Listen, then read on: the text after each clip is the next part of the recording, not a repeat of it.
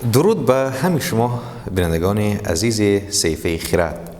این روز ما می‌خوایم در یک موضوع بسیار جالب با شما صحبت کنیم و این موضوع نام دارد قیاس با دیگران. جلالدین بلخی در مثنوی شریفشان در دفتر 4 حکایت عجیبی دارند که چند مصری آن را پیشکش شما میکنیم و بعداً بحثمان را دوام میدهیم. مولانا میگویند ای تو در پیکار خود را باخته، ای تو در پیکار خود را باخته، دیگران را تو ز خود نشناخته. تو به هر صورت که آیی بیستی، که منم این والله آن تو نیستی. یک زمان تنها بمانی تو ز خلق، در غم و اندیشه مانی تا به حلق. این تو کی باشی که تو آن اوحدی، که خوشی زیبا و سرمستی خودی. مرغ خیشی صید خیشی دام خیش، صدر خیشی فرش خیشی بام خیش. جوهران باشد که قائم با خود است، آن عرض باشد که فرع او شده است. گر تو آدم زاده‌ای چون او نشین، جمله ذریات را در خود ببین. خوب عزیزان، یکی از معمول ترین و خراب کننده ترین عادت های روزمره‌ای همین ما انسان ها این است که مولانا با آن اشاره کردند و به طور بردوام زندگی و خودمان را با دیگران و زندگیشون قیاس میکنیم. اگر این رفتار را کنار بگذاریم، موفقیت های زیاد به سراغمان خواهد آمد. اما چطور باید مقایسه خود با دیگران را کنار گذاشت؟ شما اتومبیل، خانه، شغل، کسب، پول، رابطه ها، محبوبیت اجتماعی و غیره را مقایسه کنید و در پایان اعتماد به نفس خود را کاهش داده و احساسات منفی زیاد در خود ایجاد میکنید. پس چه کار میتوانید انجام دهید؟ چگونه میتوانید دست از این عادت برداشت؟ در این نوار با بررسی عامل‌های مقایسه خود با دیگران و ارائه راهکارهای ساده آن در این نوار خواهیم پرداخت. چرا خودمان را با دیگران مقایسه میکنیم؟ مقایسه کردن خود با دیگران به نوع آفت انسان به شمار می آید. در طول تاریخ بشریت مقایسه کردن همواره وجود داشته است و انسان‌ها بسته به شرایطی که در آن قرار دارند خود را با دیگران مقایسه میکنند. این تفکر و مقایسه هیچ فایده برای انسان ندارد و باعث سرخوردگی و باعث پیشرفتی او خواهد شد. از طرفی آرامش درونی را به هم می‌ریزد و اجازه نمی‌دهد از داشته‌ها و زندگی خود لذت ببریم. این ویژگی اخلاقی ریشه‌های در زندگی ما دارد که می‌توانیم آنها را بشناسیم. همانطور که اشاره شد، مقایسه کردن همواره در ذات انسان در تاریخ پیدایش انسانیت وجود دارد، اما گاهی وقتا از حد طبیعی خود بیشتر می شود و این نابود کننده است. مقایسه خود با دیگران رفتار تقریبا غیر عادی است. این احساس در دوران کودکی وجود ندارد و یک کودک خیلی راحت با دیگران ارتباط برقرار کرده و بدون کوچکترین مقایسه همه را دوست می دارد. اما وقتی کمی بزرگتر می شویم، جامعه و بخصوص خانواده به ما یاد می دهند که باید در مقایسه با دیگران بهتر باشیم. زمانی که وارد مکتب می شویم، دائما با دوستانمان از نظر درسی و انتظام مقایسه شده و در نهایت یاد می گیریم که باید همیشه در حال مقایسه خود با دیگران باشیم. کم کم یاد می گیریم که برای بهتر بودن از آنها باید بیشتر تلاش کنیم و دائم خود را با دیگران مقایسه کنیم. اما واقعا چون این چیز ممکن است؟ این که همیشه بهتر از دیگران باشیم؟ حداقل در این دنیا این قضیه امکان پذیر نیست. اما حس رقابت و مقایسه خود با دیگران اگر با تکرار در وجود ما نهادی نشود، تبدیل به بخشی از رفتارهای ما شده و با مرور زمان اگر پیشرفتمان از دیگران کمتر باشد، دچار افسردگی و سرخوردگی میشویم و رابطه‌های اجتماعیمان را محدود خواهیم کرد. چرا که با دیدن هر شخص سعی به مقایسه او با خودمان و تلاش برای بهتر نشان دادن خودمان خواهیم داشت. البته همان قدر که میتواند یک عادتی بد و خطرناک باشد، از طرف هم میتواند به بهتر شدن زندگی و رسیدن به هدفهایمان به ما کمک کند. در این نوار با ما همراه باشید تا روش‌های تبدیل مقایسه خود با دیگران به عنوان عادت خوب را با هم بررسی کنیم. نداشتن اعتماد به نفس باعث ایجاد مشکلات زیادی در زندگی انسان می شود که مقایسه خود با دیگران یکی از آنها است. دلیل این امر آن است که انسان خود را پایین می‌بیند و احساس می‌کند دیگران کامل و بی‌نقص هستند و مرتب به دنبال دلیل این امر می‌گردند. نداشتن اعتماد به نفس کافی عاملی مهم در مقایسه خود با دیگران این است که شخص خود را از دیگران کمتر می‌بیند و به علت شکست و یا ناباوری توانایی‌های او نیست، بلکه به علت ذهنیت اشتباه او نسبت به خودش می باشد.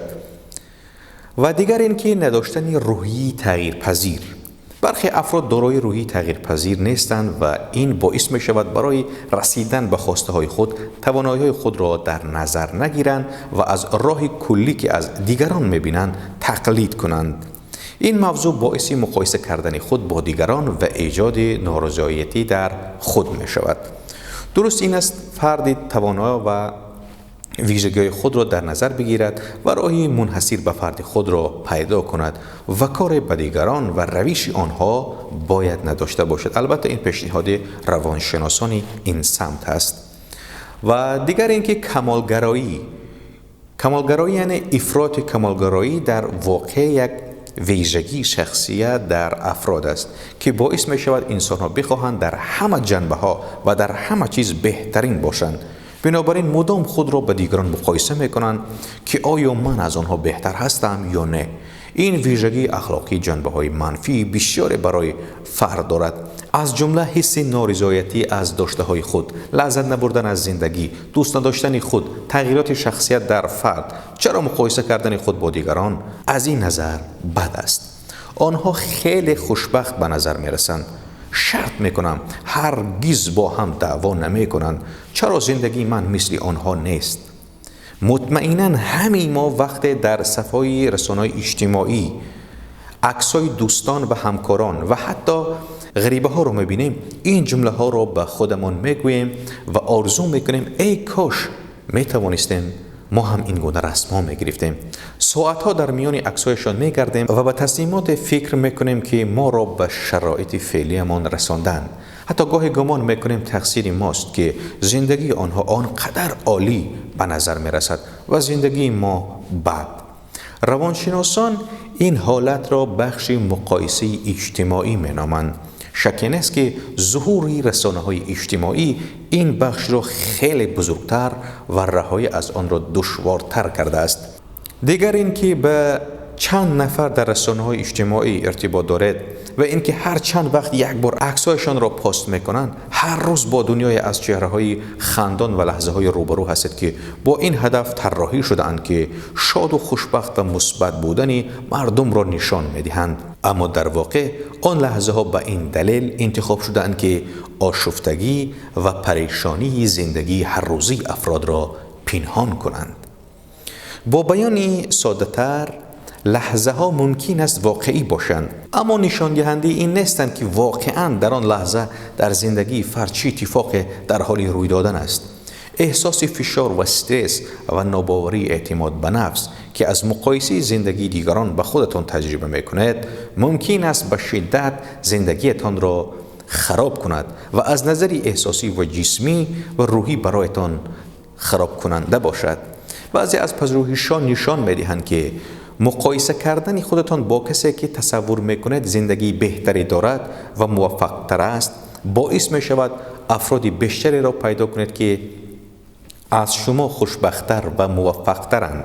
در واقع تصور ذهنتان برای مقایسه کردن خودتان با دیگران سبب می شود مدام متوجه ضعف‌ها و ایرادهای خودتان بشوید.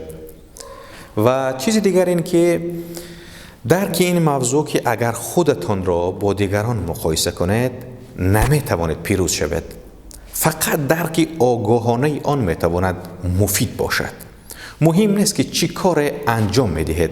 تقریبا همیشه می توانید کسی دیگری را در جهان پیدا کنید که بهتر از شما در چیز یا کاری باشد. بله، شما ممکن است احساس خوشنودی داشته باشید که ماشین شما از ماشین همسایه‌تان دیده بهتر است، اما چند روز بعد همسایه را می‌بینید که ماشین بهتری از شما دارد.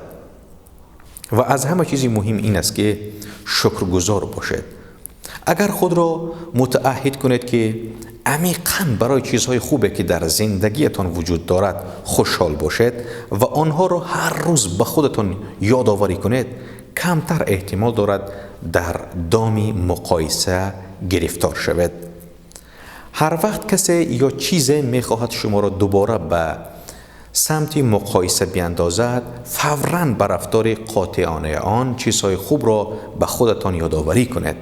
به علاوه دیدن موفقیت دیگران نباید دنیای شما را به هم بریزد، یعنی خراب کند. حتی اگر فکر میکنید آنها همان کاری را انجام میدهند که شما انجام میدهید، تلاش‌ها و موفقیت‌هایشان به خودشان تعلق دارد. از مقایسه کردن خود با دیگران دست بردارید، زیرا آنچه شما تجربه میکنید با آنچه آنها تجربه میکنند تفاوت دارد. در اصل شما در ظاهر زندگی آنها را میبینید و با باطن زندگی خودتان مقایسه میکنید که در واقع این نمودی مقایسه اشتباه است.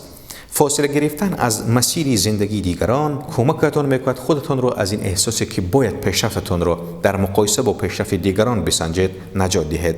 حسی از شادی درونی در خودتان ایجاد کنید تا بتوانید پیشرفت‌های خودتان را ارج بنهید.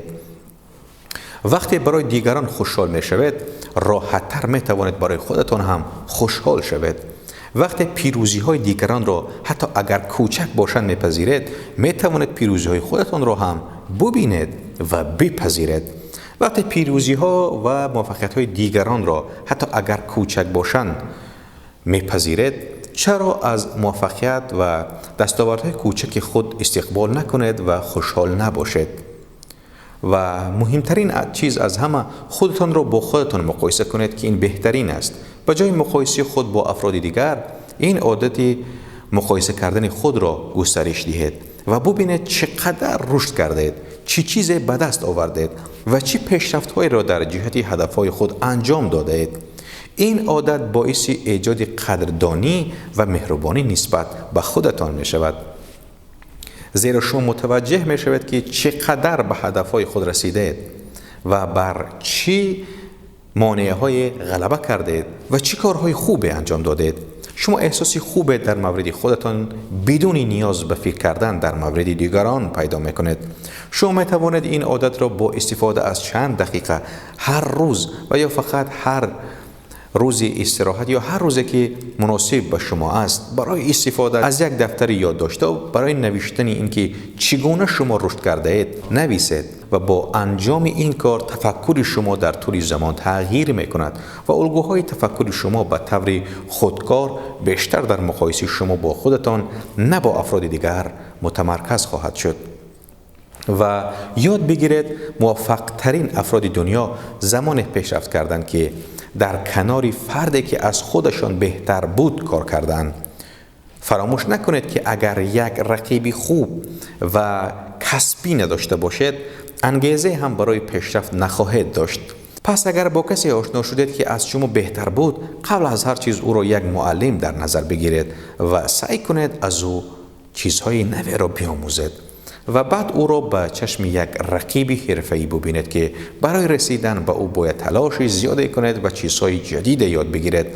مهم نیست در نهایت چه کسی بهتر از دیگران است، چون این روش به شما کمک میکند که بر افکار نامناسبتان غلبه کنید و همیشه در حال پیشرفت باشید و خیلی زود پیله های موفقیت را طی کنید.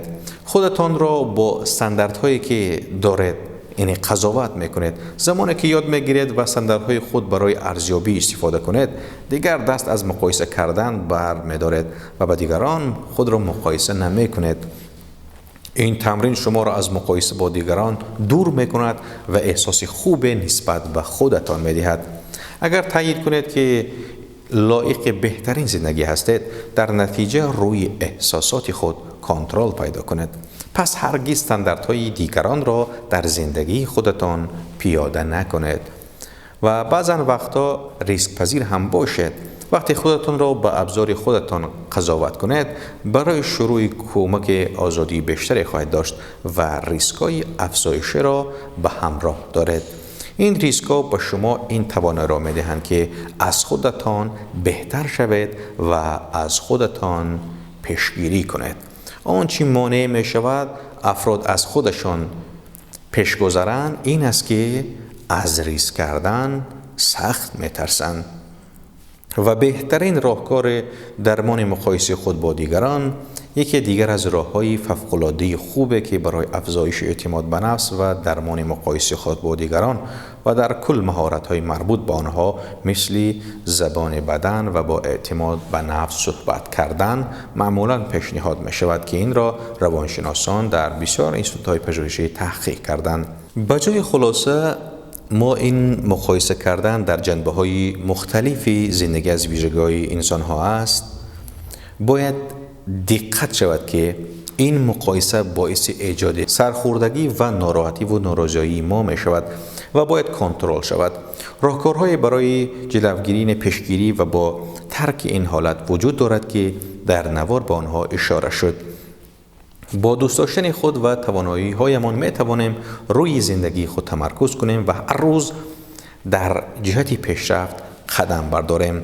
باید این جمله را در ذهن خود بارها مرور کنیم که انسان‌ها متفاوت آفریده شده‌اند و مسیر و سمت‌های متفاوتی دارند.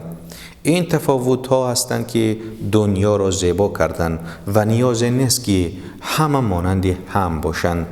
خودتان را دوست بدارید و از زندگی خود لذت ببرید.